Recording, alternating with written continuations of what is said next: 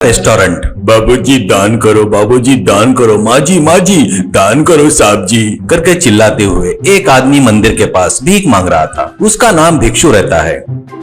मंदिर में आने वाले कुछ भक्तजन उसे पैसे दान में देते थे। वो मंदिर में ही नहीं, बस स्टैंड में, रेलवे स्टेशन में,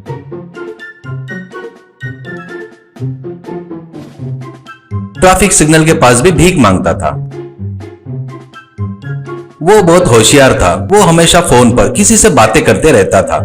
अगर कोई उसे बेटा मेरे पास चिल्लर नहीं है, नहीं तो तेरे को पक्का देता था, कहता तो भिक्षु कोई बात नहीं सर, मेरे पास स्कैनर है ना करके निकाल कर देता था। वो अरे वाह तू तो बड़ा बुद्धिमान है करके मोबाइल से स्कैन करके पैसे देता था। एक बार कोई मेरे पास चिल्लर नहीं है और मोबाइल का चार्जिंग भी खत्म हो गया, अब तुझे दान कैसे करूं, कहता है तो भिक्षु उसमें क्या है सर, मेरे पास पैड पैक स्वाइपिंग मशीन है ना करके निकाल कर दिखाता था। इससे वो कार्ड स्वाइप करके पैसे देता था। एक बार एक लड़का पहाड़ी पर आता है। वहाँ पर पहाड़ी के सिरे पर खड़ा होकर हे भगवान मुझे माफ कर दो, मैं जिंदगी में फेल हो गया हूँ करके कूदने जाता है तो पीछे से उसे कोई पकड़ लेता है। वो पीछे पलटकर देखता है तो भिक्षु था।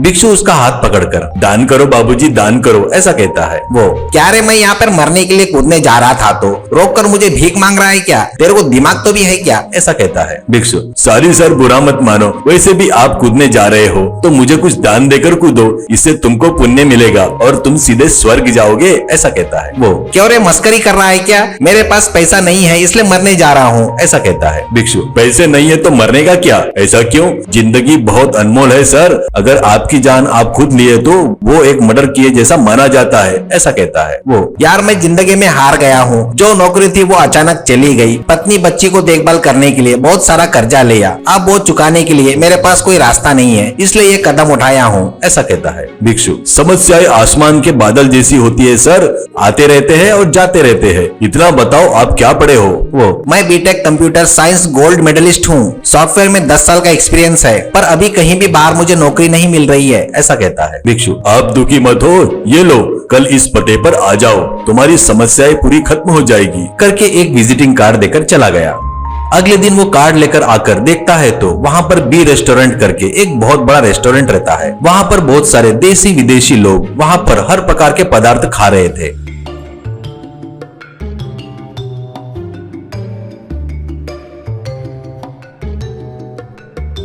वो जाकर कार्ड मैनेजर को देता है तो मैनेजर कार्ड देखकर सर अंदर है जाइए करके रूम दिखाता है।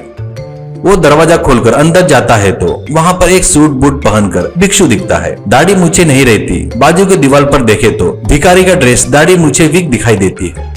वो तो आप कहता है तो भिक्षु तुमने मुझे ही देखा है और ये रेस्टोरेंट मेरा है, बी फॉर भिक्षु, ऐसा कहता है। वो सर आप इतना बड़ा बिजनेस रहने के बाद भी भीख क्यों मांगते हो सर, ऐसा कहता है। भिक्षु मेरा ये एक ही नहीं और भी कई सारे बिजनेस है, बी ग्रुप ऑफ इंडस्ट्रीज का मैं ही मालिक हूँ। भीख मांगकर जमा किए 100 पैसों से धीरे धीरे बिजनेस चालू किया, अब मैं इस लेवल पर पहुँच गया, पर मैंने अपने पहले काम को कभी नहीं भूला और कभी नहीं छोड़ा, इसलिए अभी भी भीख मांग रहा हूँ और भीख मांगते हुए ही फोन से अपने पूरे काम करता हूँ, ऐसा कहता है। वो सीरियसली सर आप ग्रेट हो सर, इतनी मेहनत करके जिंदगी में इस मुकाम पर पहुँचे हो, फिर भी आप अपने पहले काम को नहीं भूले सर, ऐसा कहता है। भिक्षु इट्स ओके, आज जाकर बी टेक्नोलॉजी में मैनेजर से मिलकर मैं बताया करके बोलो, वहाँ पर अपने जॉब पर ज्वाइन हो जाओ, उसके बाद हमारी कंपनी का लोन लेकर अपना कर्जा पूरा चुका दो, दोबारा कभी वैसा पागलपन वाला काम नहीं करना, जान और जिंदगी दोनों भी बहुत ही अनमोल होती है, हमेशा याद रखो, ऐसा कहता है। वो खुशी से भिक्षु को नमस्कार करता है।